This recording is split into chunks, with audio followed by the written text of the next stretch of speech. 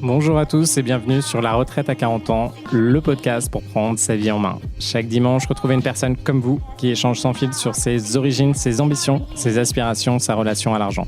Je m'appelle Victor Laura, je suis l'expert français du frugalisme et du mouvement FIRE, Financial Independence and Retire Early, indépendance financière et retraite précoce. Retrouvez mon livre La Retraite à 40 ans, c'est possible aux éditions Larousse. Pour rejoindre le mouvement FIRE, c'est sur devenirfrugaliste.com. Il y a une communauté, des workshops et des outils.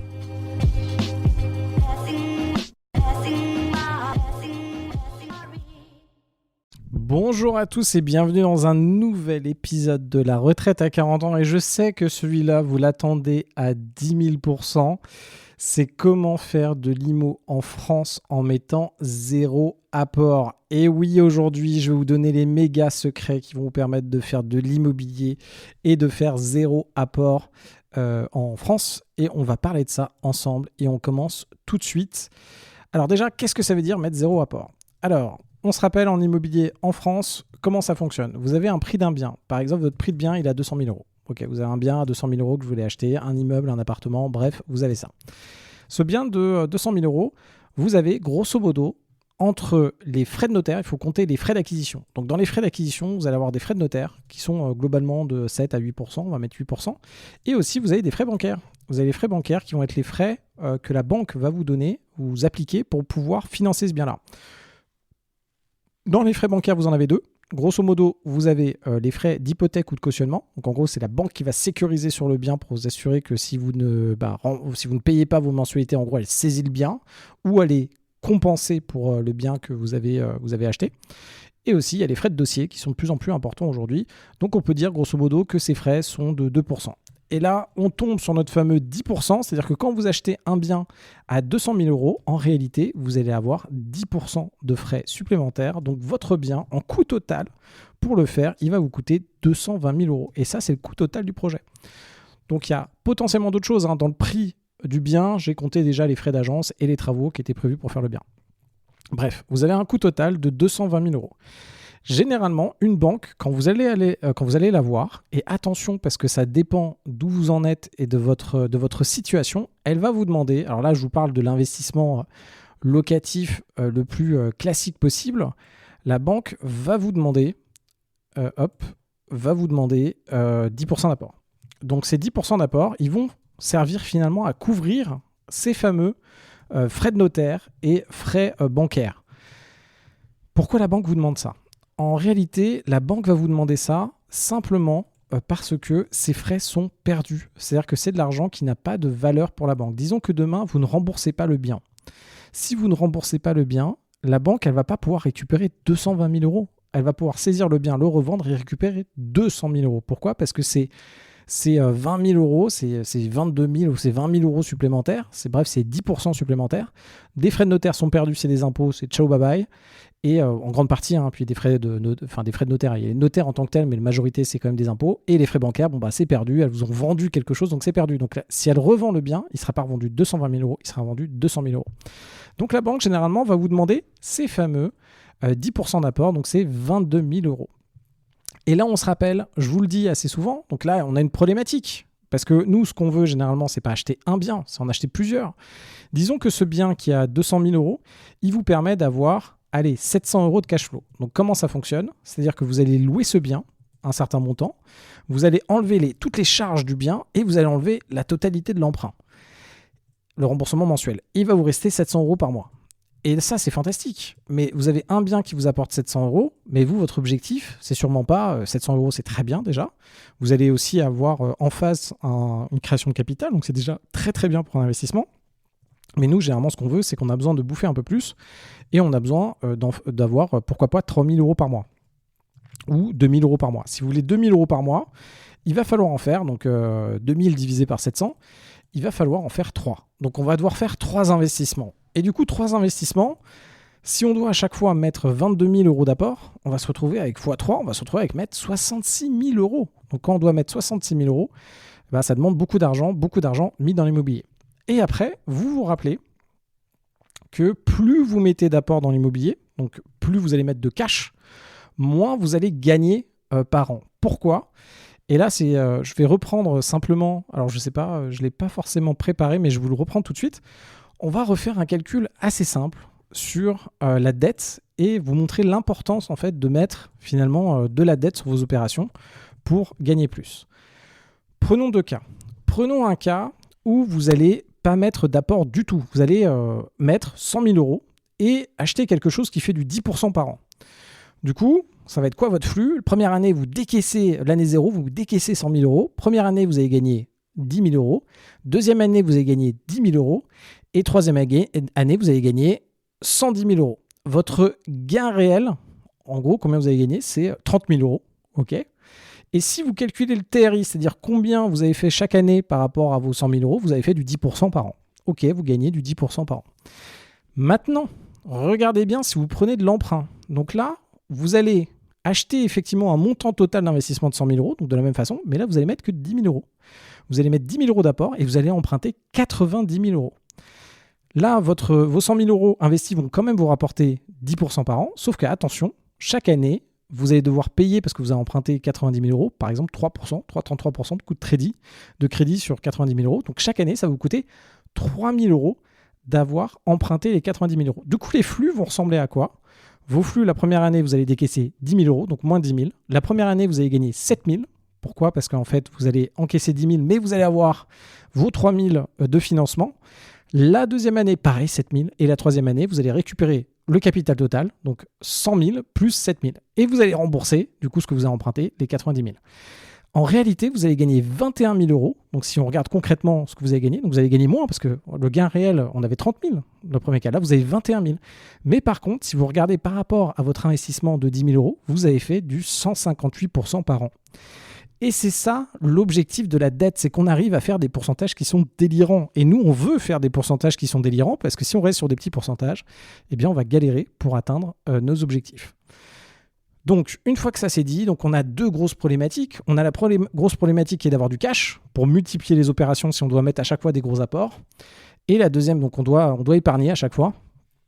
On doit attendre donc son cash flow pendant des années ou pendant un an pour avoir assez de cash flow pour refaire un invest. On ne peut pas en multiplier les invests. Et aussi, on a la particularité que nous, on veut faire des forts TRI, donc des forts rendements. Et faire des forts rendements, on doit mettre le minimum possible finalement de cash dans les opérations. Et du coup, là, on arrive dans quelque chose sur comment, concrètement, vous pouvez faire des investissements IMO sans mettre d'apport. Il y a plusieurs techniques et on va les voir aujourd'hui. Et on va revenir sur la première d'entre elles, c'est l'acte en main. L'acte en main, vous voyez les frais de notaire, les fameux 8%. Normalement, vous allez présenter le dossier à votre banque. Vous allez dire le coût total de l'opération, c'est 220 000 euros. Et la banque va dire, OK, il y a 8%, enfin les frais bancaires et les frais de notaire, vous devez les avancer. Donc, vous devez avancer 20 000 euros. Et en fait, là, ce qui va se passer, c'est que vous allez présenter le deal comme si finalement l'opération coûtait 220 000 euros sans les frais de notaire, parce que les frais de notaire seront payés par le vendeur. Du coup, la banque, elle va vous dire, ah ouais, donc en fait, on va rajouter les frais de notaire dessus, donc c'est 230 000 euros. Elle va vous dire, apportez quand même les 10%, donc les 20 000 euros ou les 23 000 euros sur la totalité du projet. Et vous allez dire, OK, donc vous allez apporter ça. Sauf que lorsque vous allez faire la transaction, le vendeur, vu que vous allez lui donner plus d'argent, va vous rembourser finalement les frais de notaire. Je ne sais pas si c'est très clair, mais en gros, c'est le vendeur qui paye les frais de notaire et vous allez pouvoir les emprunter. Ça, c'est l'acte en main. Ça vous permet d'avoir quasiment 0 de frais de notaire. Quasiment, parce qu'il y a des enjeux de pourcentage. Premier élément, on fait ça. Donc déjà, on peut quasiment neutraliser les frais de notaire. Deuxième élément, on va mettre du différé. Le différé, c'est quoi ? C'est que pendant un certain nombre de mois, vous n'allez pas rembourser votre emprunt ou seulement les intérêts de l'emprunt.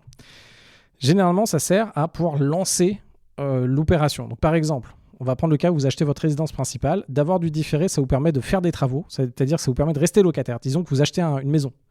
Vous avez besoin de faire des travaux pendant un an parce que vous êtes isolé et puis vous devez la retaper parce que c'est une maison qui a un peu vécu, etc. Vous avez des travaux pendant un an, vous avez un budget de 30 000 euros de travaux, les travaux s'étalent pendant un an, alors généralement un an c'est un peu plus. Et bien ce qui va se passer, c'est que vous allez rester locataire, et en gros vous n'allez pas vous retrouver à payer à la fois votre emprunt et à la fois votre loyer. Donc pendant un an, vous allez avoir un différé le temps de faire les travaux et que votre maison soit en place. Vous pouvez faire la même chose quand vous faites de l'investissement locatif. Le temps des travaux, vous n'allez pas rembourser votre emprunt le temps que ça fonctionne parce que vous n'avez pas de rentrée. Donc d'un côté, quand vous êtes locataire et puis après propriétaire de votre résidence principale, c'est pas pour vous retrouver à payer 2 fois un loyer, grosso modo, ou un loyer plus un emprunt. Et de l'autre côté, c'est lorsque vous allez faire de l'investissement locatif, c'est pas pour vous retrouver à payer un emprunt alors que vous n'avez pas de rentrée. Donc le différé. Le différé, on peut le faire de 6 mois, 3 mois, 12 mois, 24 mois. Et alors là, il y en a certains qui arrivent à me faire ça pendant 4 ans, quoi. Donc ça peut arriver. Il faut toujours des justifications. Essayez toujours d'avoir ce différé. Il y a des moments, des banques vous diront non, des banques vous diront oui. C'est de la négociation et vous pouvez aller là-dedans. Troisième élément, et là, attention, vous pouvez geler vos emprunts. Alors, geler les emprunts, c'est souvent une condition que vous avez, et vous l'avez, j'en ai déjà parlé, et je vous referai un épisode dessus parce que c'est un moyen d'avoir du cash. Vous pouvez généralement, dans la majorité des emprunts, geler l'emprunt pendant 1 an. Alors cette clause, attention, parce que c'est une vraie sécurité pour vous. Normalement, on l'utilise quand il y a un décès. On l'utilise quand si vous divorcez, si un jour vous divorcez, vous pouvez geler votre emprunt pour trouver une solution. Par exemple, encore une fois, le cas de la résidence principale. Vous habitez à 2 dans un appartement. À Paris, vous avez 1 500 € de remboursement tous les mois. Vous décidez de vous séparer. Vous avez des enfants. Souvent, c'est comme le mec qui s'en va. Donc, la femme reste avec les enfants. Donc, votre femme reste avec vos enfants dans l'appartement. Et vous allez trouver un appart à côté que vous allez louer à Paris. Sauf que vous allez devoir payer un appart peut-être 1 000 € par mois, voire 1 500 € par mois aussi. Et en fait, dans votre budget total de famille, ça ne rentre pas. Les calculs ne sont pas bons. Vu que ça ne rentre pas, vous allez pouvoir geler l'emprunt pour que pendant 1 an, en fait, il n'y ait pas de remboursement de la résidence principale et que ça vous permette aussi potentiellement de la vendre ou du coup de statuer qu'est-ce que vous faites avec votre résidence principale que vous avez peut-être acheté à 2, etc. Donc geler les emprunts, ça sert dans ces situations aussi quand il y a des décès. Quand il y a un décès, ou quand il y a des passations, quand vous perdez votre boulot. Bref, ça sert dans le risque. Mais grosso modo, dans les cas de risque, vous pouvez geler pendant 12 mois un emprunt. Alors attention, les banques demandent certains justificatifs. Dans mon cas personnel, j'ai pu geler plusieurs emprunts, mais il y en a un que j'ai au CIC de Paris, à côté de Convention, que j'ai jamais pu geler parce qu'ils m'ont demandé je sais pas combien de documents. Ils m'ont fait excessivement chier. D'ailleurs, je garde ça au fond de moi, cette rancœur des gars qui m'ont fait chier pour geler mon emprunt sur un de mes apparts que j'ai, qu'ils n'ont pas voulu geler. Ils m'ont demandé tellement de justificatifs. Enfin, il y a un moment, les banques, de temps en temps, elles vous demandent tellement de justificatifs que finalement, ça enterre le dossier, quoi. C'est comme si vous me demandez... voilà Victor, j'aimerais bien investir avec toi dans une boîte, mais il faudrait que tu me fasses le prévisionnel de la croissance de la France avec l'inflation, les taux de chômage, je sais pas quoi, sur 20 ans, justifié, et puis le secteur et que tu as appelé 150 personnes pour justifier que l'investissement marche. Bon, en gros, laissez tomber, quoi. Geler les emprunts, vous avez aussi une autre problématique si vous êtes en phase de multiples acquisitions. Alors pas multiples, mais si vous voulez démultiplier, faire des acquisitions, par exemple 2 acquisitions par an ou faire une acquisition chaque année. Le moment où vous allez geler votre emprunt, ça a bugué pour faire vos prochains emprunts. C'est-à-dire que les gens vont se dire, mais attendez, vous voulez emprunter, là, mais vous avez gelé un emprunt. C'est quoi l'idée ? Donc en tout cas, quand vous avez gelé un emprunt, c'est assez dur, ou du moins ça vous rajoutez de la difficulté pour faire un emprunt supplémentaire au même moment. Donc geler les emprunts, généralement on attend. Et on attend une phase où vous allez faire moins d'investissement. Dans mon cas, j'ai gelé pas mal d'emprunts dans une phase où en fait, j'étais pas en train de faire de l'IMO, j'étais en train de faire des boîtes. Donc j'ai gelé les emprunts à ce moment-là. Dernier élément, c'est de bien pricer les travaux. Donc attention à bien estimer vos travaux. Si vous faites des investissements, il vaut mieux avoir un devis travaux avec 5 000 €, 10 000 € plus cher que d'avoir un devis travaux avec 5 ou 10 000 € moins cher. Parce que l'argent, vous n'en avez pas beaucoup. Si vous êtes planté sur votre devis travaux, que vous avez fait un truc avec un devis, mais vraiment ric-rac, et que vous avez le moindre pépin parce que, je sais pas, on s'est planté sur le nombre de mètres carrés de la salle de bain, on s'est planté sur le prix du parquet, on s'est planté sur je sais pas quoi, et vous retrouvez avec un décalage travaux de 10 000 €, et bien c'est 10 000 € de votre poche, et c'est comme si vous mettiez de l'apport, et ça vous coûte excessivement cher. Rappelez-vous, votre cash vous coûte très cher, et surtout certains investissements, si vous mettez plus d'apport, ça n'est pas rentable. Il y a beaucoup d'investissements qui ne seront pas rentables si vous mettez trop de cash en investissement locatif. Et je vous le dis concrètement, à part si vous voulez vous diversifier dans l'immobilier et avoir un autre type de revenus, etc., ce qui peut quand même très intéressant, il y a des moments, il y a beaucoup de deals IMO qui ne sont pas intéressants par rapport à la bourse. C'est-à-dire que la bourse vous rapportera beaucoup plus que l'IMO. Entre 30 000 € d'apport dans un deal, en fonction de ce à quoi ressemble le deal, potentiellement, vous gagnez beaucoup plus sur 30 000 € en bourse. Et vous n'avez pas d'emmerde en bourse. Vous avez les variations du cours. Mais attention à ce truc-là. Donc là, vous avez toutes les techniques pour réussir à faire du zéro d'apport. Et s'il vous plaît, battez-vous. Je pense que ça vient avec l'expérience de comprendre à quel point il ne faut pas mettre de thunes dans des deals IMO. Mais en tout cas, aujourd'hui, je me bats pour ne pas mettre d'argent dans les deals IMO. et ressortir des deals IMO, franchement, qu'avec du cash, quoi. Après, rappelez-vous aussi par rapport où vous en êtes. Moi, ça m'a pris du temps d'apprendre tous ces systèmes-là, de bien les mettre en place, de bien négocier avec les banquiers, etc. On ne peut pas faire tout parfait dès le début, mais je vous donne quand même les indications pour que vous puissiez dépoter vos investissements. Le cash derrière, gardez-le, vous en aurez toujours besoin. Le cash, vous le mettez en bourse, vous allez chercher de la perf, ou vous regardez par rapport à votre situation. Et sinon, le cash, nous, on pourra l'utiliser pour reprendre des boîtes, pour lancer votre business, les moments où il y a des moments un peu de coup dur, etc. Le cash, on a toujours besoin. Protégez votre cash. Et surtout, rappelez-vous au bout d'un moment, et là, je vais vous redonner des indications. Où est-ce que je vous l'ai mis ? Je vous l'ai mis peut-être ici. Rappelez-vous qu'à un moment, si vous voulez continuer à emprunter beaucoup, il va falloir montrer à votre banquier que vous êtes riche. Alors, d'être riche, c'est quoi ? Alors, je ne sais pas ce que c'est, mais en tout cas, pour votre banquier, si vous voulez aller vers les 3 millions, en gros, d'encours et de dettes, bon, vous pouvez le faire en ayant des très, très gros salaires, mais grosso modo, à un moment, il va falloir avoir du 500 000 euros de côté, quoi. Notre objectif, c'est d'avoir du cash. Notre objectif, l'IMO, c'est qu'une étape. L'IMO, c'est une étape pour réussir, commencer à très vite en fait pouvoir vivre de quelque chose, quitter son taf, avoir du moins 2 000 euros, 3 000 euros qui viennent par mois et prendre plus de risques, faire d'autres choses. L'IMO, c'est fantastique pour faire ça au début, on peut le faire très vite. Et après, par contre, l'IMO, que vous ayez un appartement, alors au début, je sais, quand vous commencez, que vous avez 2 apparts, ça vous tient vraiment à cœur vos apparts. Mais à un moment, l'IMO, il faut se détacher de tout ça. L'IMO, un appart, ok, c'est cool. Mais en vrai, c'est juste des cash flows et un moyen de faire de la thune, quoi. Et à la fin, votre objectif, c'est de faire le moyen de faire de la thune qui est le plus léger pour vous mentalement, avec le moins de charges et le plus simple pour que vous puissiez vous consacrer sur d'autres choses. L'argent en tant que tel, alors sauf même ceux d'entre vous qui sont un peu business et qui veulent gagner le game et gagner plein de thunes, c'est pas trop l'argent en fait le truc. C'est l'argent traduit autre chose. L'argent traduit une performance pour vous. Donc ça, ok, il n'y a pas de problème. Et puis pour les autres, en fait, l'argent, en réalité, on s'en fout un peu. C'est quelle vie vous voulez avoir et quel est le coût de cette vie que vous allez avoir. Et faire multiplier les investissements. Enfin, à un moment, si vous êtes en capacité qu'avec la bourse ou avec des investissements où vous ne faites strictement rien, de gagner autant, voire moins, mais ça vous correspond que de l'IMO avec plein d'apparts partout, c'est quand même... moi, je vous parle d'un retour d'expérience, moi perso, en tout cas, c'est quand même... vous allez voir, vous allez choisir ça. Donc au début, on s'accroche beaucoup et c'est bien et il faut, parce qu'il faut s'accrocher à ses premiers invests pour bien les faire, bien les maîtriser, bien maîtriser ses financements. Mais au bout d'un moment, que ce soit des actions ou un bien immo que vous possédez, grosso modo, moi mes apparts, je les vois plus que comme un actif que je dois rentabiliser et bien gérer pour que ça se passe bien. Mais j'ai plus d'affect, comme mon premier appartement où j'avais des affects. C'est bon, vous allez arriver à ce stade-là si vous en faites beaucoup. En tout cas, je pense que vous allez arriver là-dessus au bout d'un moment. Donc rappelez-vous qu'on a besoin à un moment d'avoir pas mal de thunes de côté. Et du coup, pour faire ça, il faut vraiment diminuer, minimiser l'apport largement et pour vous donner aussi plus de flexibilité. Donc ça aujourd'hui, j'arrive très bien à faire ce type de deal. Pour ceux qui sont chauds, n'hésitez pas à venir dans mon programme de coaching. N'hésitez pas à me mettre 5 étoiles, un bon commentaire sur Apple Podcast, je compte sur vous. Si vous avez des questions, n'hésitez pas à m'en envoyer sur LinkedIn ou sur Instagram, Victor Laura Fire. Et on se retrouve demain pour un nouvel épisode.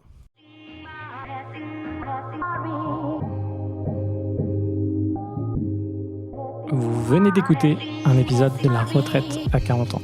N'hésitez pas à en parler autour de vous, à vous abonner, à rajouter 5 étoiles et à mettre un petit commentaire. Ça nous aide vraiment beaucoup.